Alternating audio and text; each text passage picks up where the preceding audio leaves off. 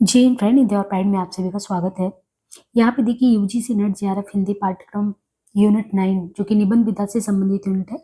इसमें यदि देखें तो ऐप पे क्लास जो है इसका चल रहा है और उसी क्रम में जो ऐप पे क्लासेस चल रही हैं तो एक बार बस आपको इन्फॉर्म कर रहे हैं कि यदि आप बैच में इनरोल होना चाहते हैं तो ये जो है बैच जो है यूजीसी नेट यूनिट 9 निबंध विधा यूनिट जो है वहाँ पे करीबन 8 निबंध कंप्लीट हो गए। इसी हफ्ते निबंध वहाँ कंप्लीट हो जाएगा। यानी निबंध निबंध के साथ आप देखें कि जितने महत्वपूर्ण पॉइंट्स हैं उनको समझाने का पूरा प्रयास है और इसी वीक में क्योंकि पर डे उसको डिस्कशन भी करा के इधर से भी एक डिस्कशन के माध्यम से उसको पूरी तरीके से कंप्लीट कराएंगे। तो ये मान के चलते हैं कि जो भी निबंध को अच्छे से कंप्लीट करना चाहते हैं 199 का ये कोर्स है, आप परचेज कर सकते हैं और नोट्स वगैरह सब उसी में रहेगा। दूसरा 299 में ये चल रहा है और इसमें भी 7 रचनाएं लगभग हो गई हैं यूनिट 10। तो यूनिट 10 और यूनिट 9 चल रहा है। इसके बाद नेक्स्ट यूनिट आपका यूनिट 6 चलेगा। बाकी हमने पहले ही बताया था कि आपको कॉम्बो बैच चल रहा है, तो कॉम्बो बैच भी 50% ऑफर पे 1000 में चल रहा है। 2 साल की वैलिडिटी है, देख सकते हैं। पिछले क्लासेज आप देखेंगे तो जिस तरीके से इस तरह नोट्स भी आपका इसी में रहता है और सबसे बड़ी बात है कि उसको डिस्कशन के माध्यम से भी आपको खत्म कराया जाता है। तो निबंध एक ऐसी विधा है जिसमें हम काफ़ी चीज़ें जो है करा चुके हैं। यहाँ पे ये है कि एज ए डेमो एक क्लास आपको बीच-बीच में दे रहे हैं ताकि आप तक ये जानकारी पहुँचे कि क्लास कैसे हो रहा है। अब क्योंकि हम लोग निबंध के क्रम में देखें तो ये है पूरी लिस्ट। देखिए, ये निबंध जिनमें हमने क्रम से अगर भारतवर्ष की उन्नति, दिल्ली दरबार दर्पण, कविता क्या है, राम का मुकुट भीग रहा है, संस्कृति और सौंदर्य, नाखून क्यों बढ़ते हैं और आज जो हम कर रहे हैं उत्तरा फाल्गुनी के आसपास। ज़्यादा निबंध नहीं है, 4 निबंध और हैं विथ नोट्स आपके ये लगभग इसी हफ्ते में कंप्लीट कर दिए जाएंगे। तो आप इसमें इस वाले कोर्स में इनरोल कर सकते हैं, लेकिन ध्यान रखिए जो भी कोर्स में इनरोल करें इस पे अपना जो है पेमेंट का जो मतलब पेमेंट जिससे आप रिसीट लिए हो उसको एक बार भेज दें, क्योंकि ये निबंध का ग्रुप बना हुआ है। जो भी क्लासेज होती हैं, जो भी चीज़ें बताई जाती है तो अलग अलग निबंध का अलग ग्रुप है, यूनिट 10 का अलग है, कॉम्बो बैच का अलग है। देखिए यहाँ पे उत्तरा फाल्गुनी के आसपास क्योंकि आप ये निबंध देखेंगे तो निबंध जो है बहुत मतलब आप कह सकते हैं ना कि बहुत गहराई में जाके अगर देखें तो इसमें सबसे पहले जो है लेखक कुबेरनाथ राय जी, इनको ललित निबंधकार के तौर पे भी जानते हैं।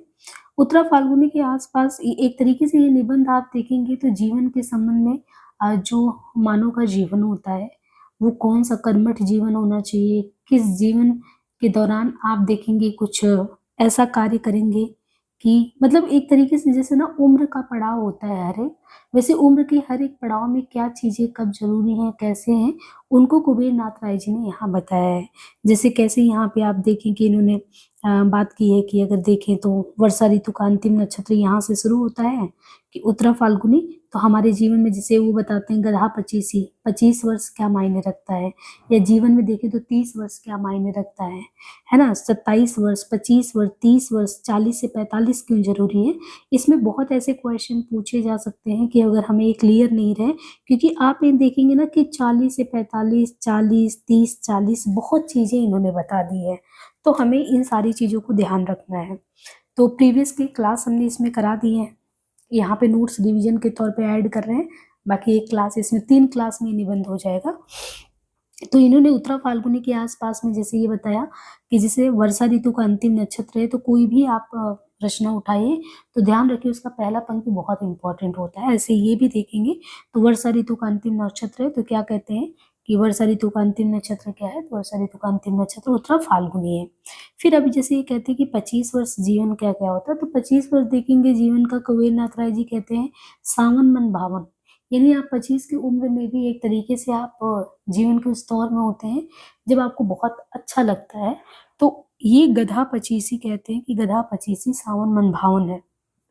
लेकिन जैसे ही जीवन के 27वें वर्ष में आप प्रवेश करते हैं तो आपका जीवन कैसे हो जाता है, घनघोर भाद्रपद हो जाता है। यानी अगर जीवन के आप 27वें वर्ष में प्रवेश कर रहे हैं तो लेखक के अनुसार वो जो जीवन का समय है 27वां वर्ष में प्रवेश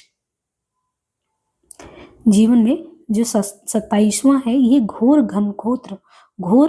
घनघोर जो है भाद्रपद के असली संकेत यहाँ मिलने लगते हैं। तो देखिए यहाँ से शुरू किए हैं, वर्षा ऋतु का अंतिम नक्षत्र है, फिर गधा पचीसी सावन मन भावन है, मनभावन है तो बड़ी मौज रहती है। फिर 27वें तक आते-आते घनघोर भात-पद के अश्लील संकेत मिलने लगते हैं।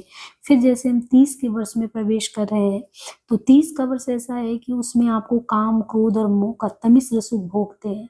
ये है ना? शिष्ट इच्छाकृत आते। फिर 40वें लगते-लगते हम भाद्रपद की अंतिम नक्षत्र उत्तरा फाल्गुनी में प्रवेश, यानी 40वें में बताते हैं कि जो 40वां लगते-लगते हम क्या करते हैं, उत्तरा फाल्गुनी में प्रवेश कर जाते हैं। फिर 2-4 वर्ष बाद ऐसे ही होता है। फिर एक समय आता है आप जरा और जीर्णता की द्वार पे आ जाते हैं। फिर इसके बाद लेके कहते हैं 30 और 40 के बीच क्या होता है, या 40 से 45 तक देखेंगे तो 40 से 45 का समय क्या होता है, उत्तरा फाल्गुनी का काल। कब जीवन में ऐसा होता है सटुर्मियों में थकावट आने लगता है। ये सारी चीजें इन्होंने, इसमें तो हम एक देख पा रहे हैं कि कितना हाईलाइट किए हैं, मतलब एक-एक चीज़ हमने जब समझाया होगा तो बहुत इम्पोर्टेंट रहा होगा। यहाँ तो बस नोट्स के उससे कर रहे हैं। तो ऐसे ही कहते हैं वर्षा ऋतु का अंतिम नक्षत्र उत्तरा फाल्गुनी, 25 वर्ष है सावन मनभावन का, गधा पचीसी का, 27 वर्ष है तो घनघोर भाद्रपद का है। तीसी के वर्ष की बात करें तो विद्युन ने भाद्रपद के काम, क्रोध और तमिश्र का सुख भोगते हैं आप इसमें 30 के वर्ष में। 40वां लगते-लगते होता है कि हम भाद्रपद की अंतिम नक्षत्र उत्तरा फाल्गुनी, 2-4 साल और आप लीजिए टाइम, इसमें आ जाता है जरा और जीर्णता। तो एक जीवन के पड़ाव में आप देखिए कि 25 क्या है, 27 क्या है, फिर 30 वर्ष क्या है, फिर इसके बाद 40 लगते-लगते क्या स्थिति होती है, ये चीज़ है। फिर कहते हैं 30 और 40 के बीच देखिए तो कर्मठ जीवन, क्या ये आपको आइडिया है कि कर्मठ जीवन लेखक के अनुसार क्या है? लेखक के अनुसार जो कर्मठ जीवन का ये दौर बता रहे हैं वो 30 से 40 के बीच जो समय आपके जीवन में है, वो लेखक के अनुसार कि कर्मठ जीवन। अगर वही चीज़ आप 40 से 45 में जा रहे हैं, तो वो कह रहे हैं कि उत्तरा फाल्गुनी, जैसे पूर्व फाल्गुनी की बात करें ऐसे उत्तरा फाल्गुनी। तो जो 40 से 45 का समय है, वो लेखक के अनुसार देखें तो उत्तरा फाल्गुनी का काल है, 40 से 45 का काल।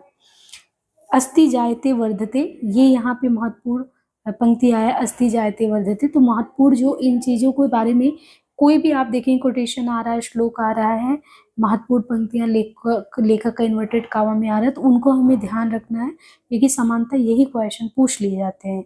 इसी के विपरीत जो है विपद तन्मते अपक्षयते विनश्यति, ये अस्ति जायते वर्धते के विपरीत में ये बात कही गई है।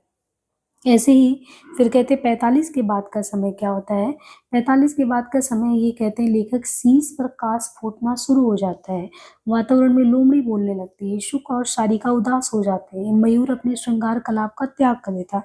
यानी आप ये समझो कि जीवन की वो अवस्था 45 की बात करें तो 45 की अवस्था क्या है, एक जो आप जो मत उल्लास जो आपकी 25 की उम्र में सावन मन भावन बहुत मौज की स्थिति है, वही आप देखेंगे तो एक समय 20 साल बाद अगर वही चीज आ रहे हैं तो 45 तक आते आते कहते हैं शीश पर कास फूटना शुरू हो जाता है, वातावरण में लोमड़ी बोलने लगती है, सुख और सारिका उदास हो जाते हैं, मयूर अपने श्रृंगार कलाप को त्याग देते हैं और मानस की जो उत्पल वर्णा मार कर चुआ चंदन और चित्रशाली त्याग कर प्रवज्जा कवल कलवशन धारण कर लेती है, ये समय होता है। लेकिन सबसे जो आप देखो कि जो एक अबोध बालक होता है, जो जीवन का जो रस वो ले पाता है, जो आनंद ले पाता है, क्योंकि वो समय के साथ ये नहीं कि जैसे ही आप देखेंगे उम्र के पड़ाव को, हर एक पड़ाव को पार करते जाते हैं, आप दुनियादारी से जुड़ते चले जाते हैं, लेकिन एक अबोध बालक बचपन में वो तो निर्मल प्रसन्न है। तो वो जो अवस्था है बचपन का, तो कहते हैं कि बचपन भले ही निर्मल प्रसन्न हो लेकिन गधा पचीसी भले ही मधु। देखिए गधा पचीसी को पहले ही सावन मन भावन और बहुत मौज का समय बताया लेखक ने, लेकिन यहाँ पे भी देखेंगे गधा पचीसी भले ही कहते हैं मधु मधुनी और मधुनी, ये होता है समय। जीवन की सार्थकता अगर देखें तो कब देखने को मिलता है, जीवन की सार्थकता 25 और 40 या ठेल ठार कर कह रहे हैं 45 के बीच है। तो अपने जीवन को अगर सार्थक करना है तो 25 और 40 या ठेल ठाल कर 45 के बीच पड़ता है। और देह भले ही कहते हैं एक मधु दो मधु असंख्य मधु आपको 60 वर्ष तक भोगती रहे, यानी जीवन में आप देखिए तो ऐसा तो है नहीं, आपकी जो जीवन प्रत्याशा अभी देखें यहाँ का तो एवरेज 50-60 मान के चल रहे हैं, बहुत अच्छी स्थिति हो 60 65 80 तक, लेकिन कह रहे हैं कि जो जीवन है वो ठेल ठाल कर अगर आप एक मधु दो मधु असंख्य मधु 60 वर्ष तक भोगते रहे, लेकिन इस 25 से 45 की अवधि में असल हीर रचती है। कौन सा समय असल हीर, 30 सूत्री, यानी 30 के बाद के समय की बात करें वो असल हीर होता है। और कहते हैं 30 सूत्री के वर्षों का स्वभाव क्या होता है, सांड पर चढ़ी तलवार की तरह, वर्ष प्रतिवर्ष उन पर नई धार तेज चढ़ता है 40वें वर्ष तक। तो तीसोत्री के वर्षों का स्वभाव क्या है? तीसोत्री के वर्षों का स्वभाव सांड पर चढ़ी तलवार की तरह है। वर्ष प्रतिवर्ष उन पर नई धार तेज चढ़ता है 40वें वर्ष तक, ये स्थिति होती है। अब यहाँ पे देखें